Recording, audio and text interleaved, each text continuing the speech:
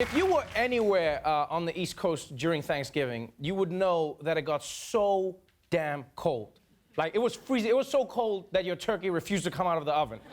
You're like, it's time. Turkey was like, 10 more minutes, 10 more minutes, 10 more minutes. And because of that, some of you might have been thinking, whatever happened to global warming? Well, on Friday, the U.S. government told us. A new government report says man-made climate change is already wreaking havoc on the U.S. 13 federal agencies warns of more destructive western wildfires, longer heat waves in the southeast, and more powerful Atlantic hurricanes. It says climate change could shrink the U.S. economy by hundreds of billions of dollars by the end of the century. I love how America always thinks about everything in economic terms. Like, even when they talk about the end of the world, they say, climate change is going to kill everybody, and that's going to cost us like $1 billion. But this is big news. 13 agencies, all part of the Trump administration, have released an official report saying that man-made climate change is not only real, but its effects are already here. Yeah, already here. It's like in the movies when someone screams, close the door, we're all going to die. And then the friend turns and they're bleeding and they're like, we're already dead. And he's like, no, you're already dead. I'm out. So if the Trump administration said that man-made climate change is happening, then surely the Trump of the administration will finally come on board.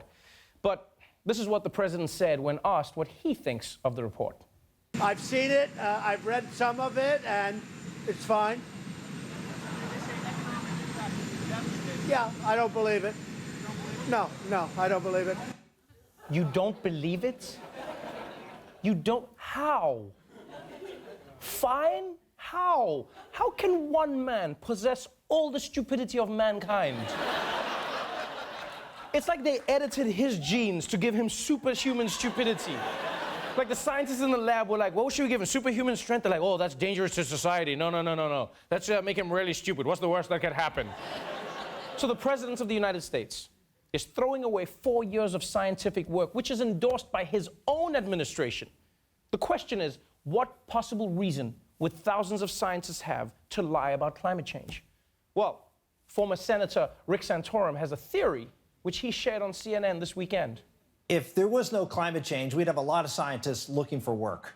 The reality is that a lot of these scientists are driven by the money that they receive. And of course, they don't receive money from corporations and Exxon and the like. Why? Because they're not allowed to, because it's tainted. But they can receive it from people who support their agenda.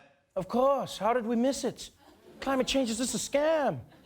It's a scam by scientists trying to get rich. We should have known when we saw them bowling in those Gucci lab coats with the diamond-encrusted beakers, making it rain test tubes in the club. Ow, ow, ow, ow, ow, ow, ow, ow. Oh, and it wasn't just Rick Santorum. After this report came out, right, American news was littered with climate change buffoons. And one of my favorites was this woman NBC brought on to drop this gem. We need to also recognize that we just had 2 of the coldest years, the biggest drop in global temperatures that we've had since the 1980s, the biggest in the last 100 years. From the standpoint of those who have doubts about this, and I don't think we can have any doubts that there is climate change, whether it's anthropogenic, I don't know. I'm not a scientist. I look at this as a citizen. Okay. Once you say I'm not a scientist, why is anyone listening to your scientific opinion? I look at this as a citizen. Well, get the out of here with your opinions as a citizen. Like, where else would we accept this shit? You tell me now, where else would we accept this? If someone told me, hey, Trevor, these test results say that you have cancer, but I'm not a doctor, I think you're fine. Trust me, I would not be like, oh, you're not a doctor? No, carry on, yeah. Tell me your thoughts on my health. And here's the thing, I can play clips from the news like this forever. But why? Why can I play clips like this forever? Why does the news keep bringing on non-scientists to argue against science? I mean, CNN pays Rick Santorum to come on and talk that shit. This woman's group has gotten funding from oil companies. So why is the news having these climate deniers on? Like, why would you do that? Because think of it this way. When Maury Povich brings someone on, if the DNA test says you are the father, then that's it. The science has spoken. He doesn't go, all right, we've done the DNA test, but in your opinion, LeVar, why are you not the father? Because he knows dudes would be like, well, first of all, because it's expensive, and second of all, look at that baby's hair. That ain't my shit. So all I'm saying is, American news, maybe you should respect science as much as Maury Povich does.